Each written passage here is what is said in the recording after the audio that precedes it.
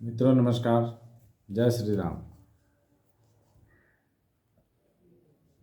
शुरू करते हैं आज का प्रसंग, लेकिन उससे पहले मेरा आप सभी लोगों से करबद्ध निवेदन है कि चैनल पे नए हैं तो चैनल को सब्सक्राइब करें और लोगों तक इस पावन कथा को पहुंचाएं ताकि जन जन के जीवन का कल्याण हो। तो चलिए शुरू करते हैं। श्री गणेशाय नमः। श्री रामचंद्राय नमः। श्री हनुमते नमः। सुनु मुनि मोह होई मन ताके, ज्ञान विराग हृदय नहीं जाके। ब्रह्मचरज व्रत रत मति धीरा, तुम्हि की करई मनोभव पीड़ा। नारद कहेहु सहित अभिमाना, कृपा तुम्हारी सकल भगवाना।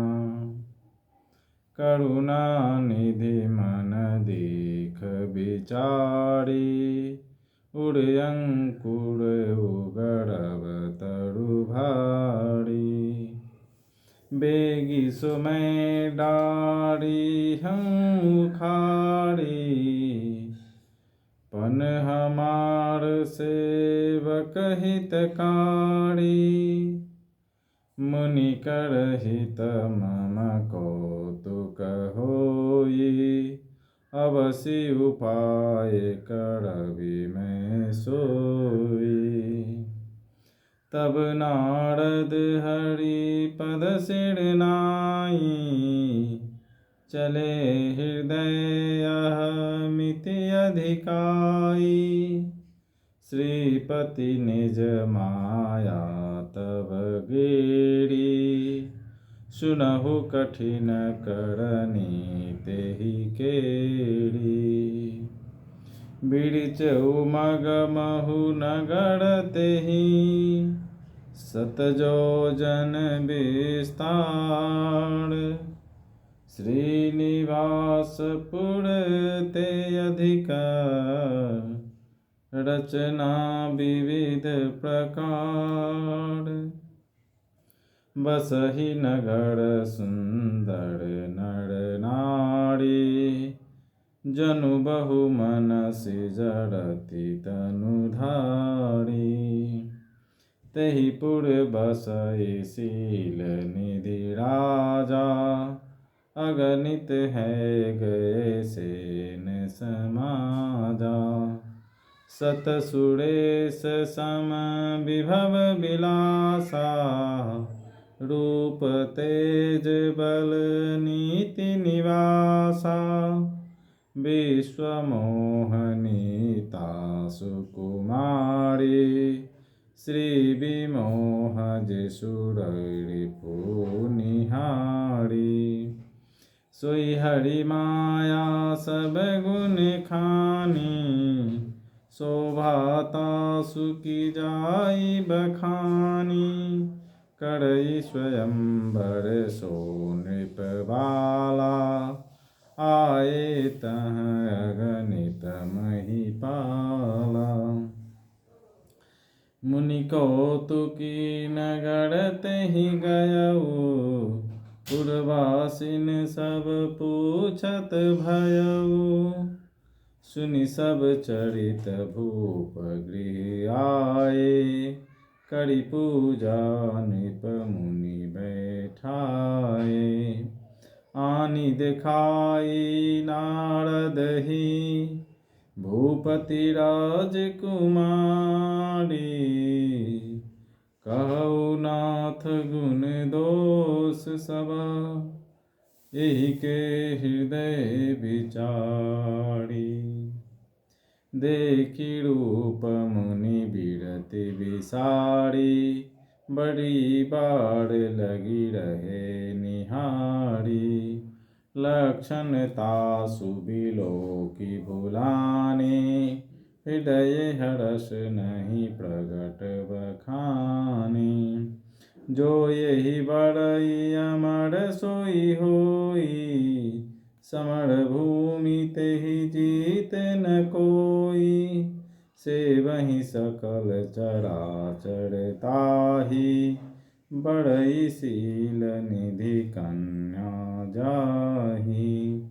लक्षण सब विचारि उड़ि राखे, कछुक बनाई भूप सन भाखे।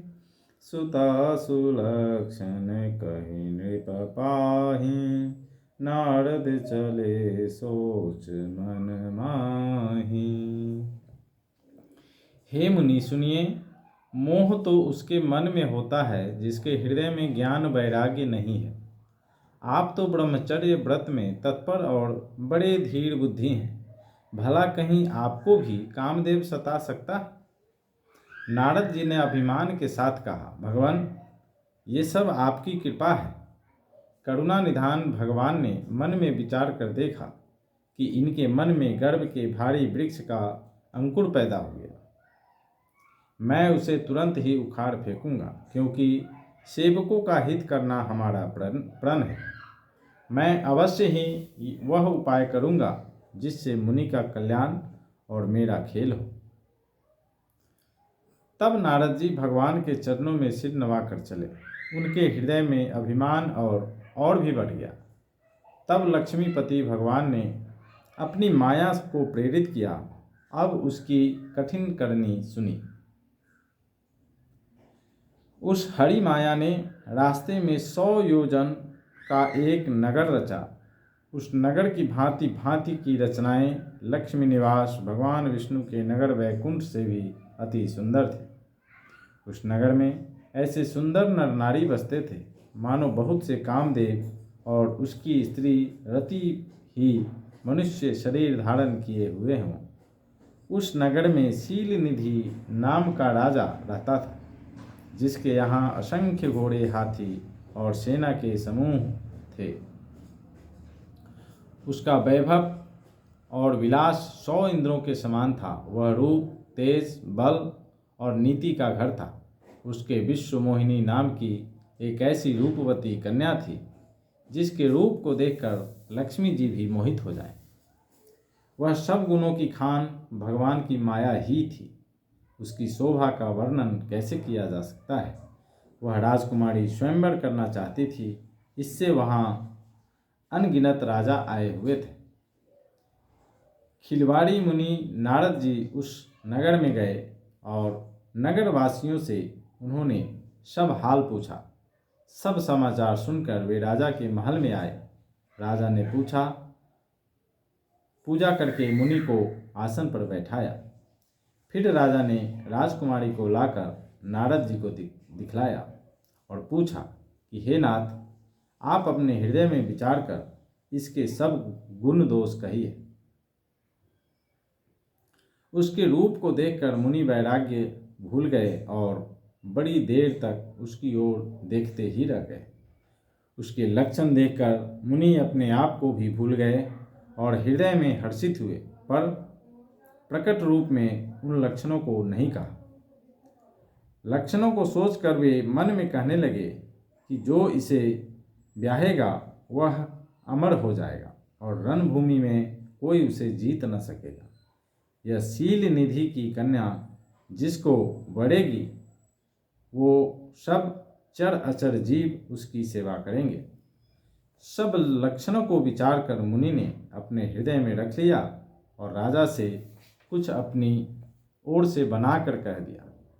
राजा से लड़की के सुलक्षण कहकर नारद जी चल दिए, पर उनके मन में यह चिंता थी।